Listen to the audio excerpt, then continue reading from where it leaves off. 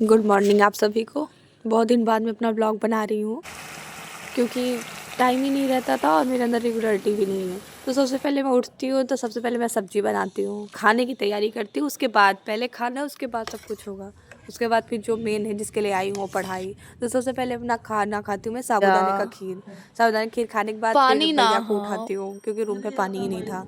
तो उनसे मैं बोलती हूँ उठ जाइए, बट वो ग्यारह उठ ही बारह नहीं रहे थे। चौवालीस होता। उनको बोल रही थी अब उठेंगे, तो मेरा मन था भूख कि वो लगल हा। उठेंगे तो मैं उनका दिखाऊंगी, उनका फेस वो कैसे लग रहे अरे तो हैं। बट किसी मैं का कब से एक कैमरा चावल से की थी खाब कि तो अब फिर उठेगा हमार भैया, अब उधर हो उठेगा। लगी ना। मैं बोल रही हूँ उठिए, बहुत ज़रूरी है, उठा पानी देखा। नहीं है, ऐसा नहीं है, वैसा नहीं है।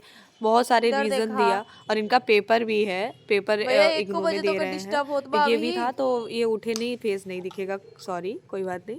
इसके बाद मेरा जो झुग्गा जैसा बाल हो गया है, बाल जैसे झड़ने का ही नाम, मतलब रुकने का ही नाम नहीं ले रहा है, बस झड़ा जा रहा है, बस झड़ा जा रहा है। लगता है कुछ साल में बुढ़ी हो जाऊंगी, लेकिन चाहे जितना भी बुढ़ी हो बाल तो रहेगा ही। लड़कों जैसे टकले तो नहीं होंगे।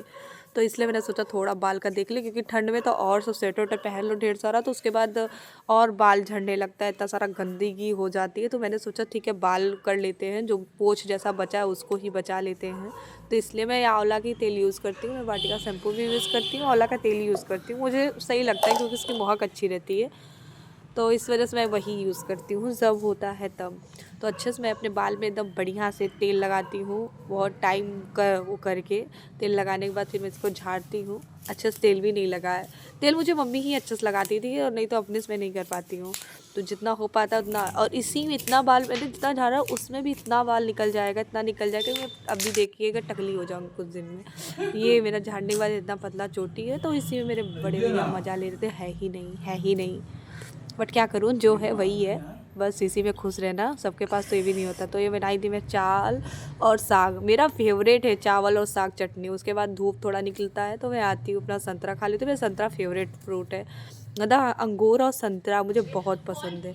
उसके बाद रात हो जाती है, रात में तो इतना ठंड लगती है, इतना ज़्यादा ठंड लगती है कोट पहनने के बाद। तो आज मैंने कोयला जलाया था, बहुत मेहनत के बाद ये जलाया, पूरा रूम धुआं धुआं हो गया था। उसके बाद चावल फ्राई हुआ था, यही खा के सोना था क्योंकि खाना दिन का ज़्यादा था। बड़े भैया चले गए थे तो हम भैया थे, तो इसीलिए चावल फ्राई खा के सो जाए।